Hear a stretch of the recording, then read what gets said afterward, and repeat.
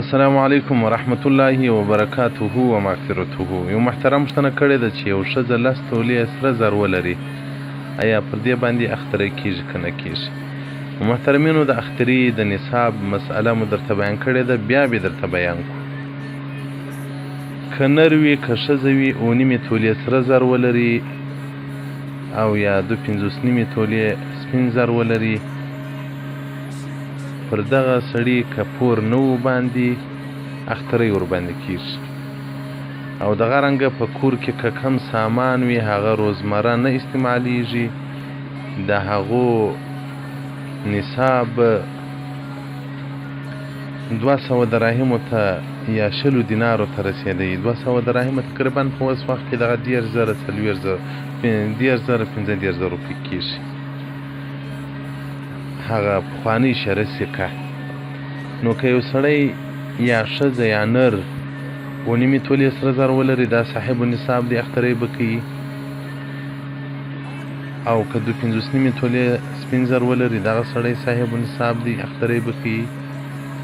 او که په کور کې هغه سامانونه چې هره ورځ نه استعمالیږي، د هغو قیمت 4,000 دونه ته اندازه ته رسېدی، پر هغه سړی باندې اختری لازم ده، کوي به. بدایع و صنایع جلد 4 صفحه 196 کتاب التضحیه شرائط الوجوب. او دغه رنګه فتاوی هندیه جلد 5 صفحه 202 کتاب الاضحیه الباب الاول. هغه وایي که سړي 200 دراهم درلوده او یا په کور کې داسې شی درلودی چې هغه قیمت د 200 دراهمو ته رسېدی او هغه شان استعمالېدل نه هره ورځ، نو پر دغو باندې اختری کیږي. محترمینو، دا د اختری دومره نازک او مهمه مسئله ده، ډیر مسلمانان په غفلت کې دي. ډیر مسلمانان حتی داسې علما ستنې کوي، وایي که زه اختری وکړم بیا به خلک وایي دا هم وړ دی. او رسول الله صلی الله علیه وسلم بارک وایي که څوک اختری نور باندې کیږي، اختری وکړي، الله به په رزق کې پراخي راولي، الله به رزق ور ډیر کړي. نو دغه بعضې خوندې زر لري، هغه تر 9 تولې هم زیات وي، ډېر زر لري، اختری نه کوي. د قطع په لحاظ راځي دا له ځان سره فکر وکړو چې ورځ تلونکي یو له دې دنیا څخه، د دې دنیا څخه سفر کوو، د دې دنیا څخه به د همیشه دپاره الوداع رخصت به اخلو.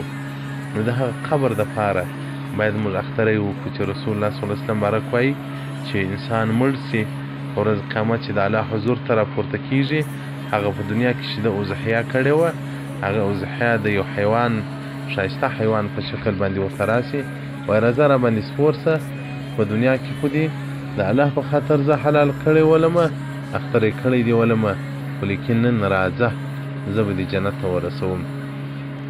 په دې کې ځوانان په غفلت کې دي، د 80,000 روپو ټلیفونان وي، روپۍ که په منظره کلل لکاو روپۍ مصرفوي، خو لیکن د اختر وخت چې راسي پلار وایي دا خو زما دنیا ده، دی وایي زه خو د پلار مزدور یم. په دې کې به څه مشکل پېښ شي؟ که په یو کور کې 2 اختریان کېږي، 5 دې وسي او قراو مساکینو ته به د دغه غوښې ورسېږي، هغه به په ماړه سي. نو تاسې کوشش وکړئ، الله به مو رزق پراخ کړي، د خپل رزق په خاطر باندې وکړئ. په دې کې زموږ ډېر غفلت دی، بس اسې غاړې خلاصوو. داسې پسه خلک حلالوي چې هغه چې د اختري غاړې په خلاص سي، لیکن په پسه کې باید ډېر ښه پسونه رانیسي، قیمت بها پسونه رانیسي. که سړی وس ولري په خپلو قریبانو پسې وکړي او په سیدنا محمد صلی الله علیه و آله و صحبه وسلم مبارک پسې اختری وکړي، چې هغه په دومره غربت مسکنت کې چې بیبي عایشه صدیقه رضی الله عنها مبارکه وایي چې رسول الله صلی الله علیه وسلم مبارک په ټول حیات کې رسول الله صلی الله علیه وسلم په ماړه ناس باندې نه دی پرېوتلی. تاسې فکر وکړئ چې د مدینې پر جانان څومره تکالیف راغلی دي، خو لاده به هم په اختر په ورځ 2 پسونه حلالول، یو به د ځان دپاره او بل به لاس پورته کوي، ول یا ربه قبول یې که زما د هغه امت دپاره چې هغه مړه دي، د هغه امتیانو دپاره چې هغه فقرا او مساکین دي.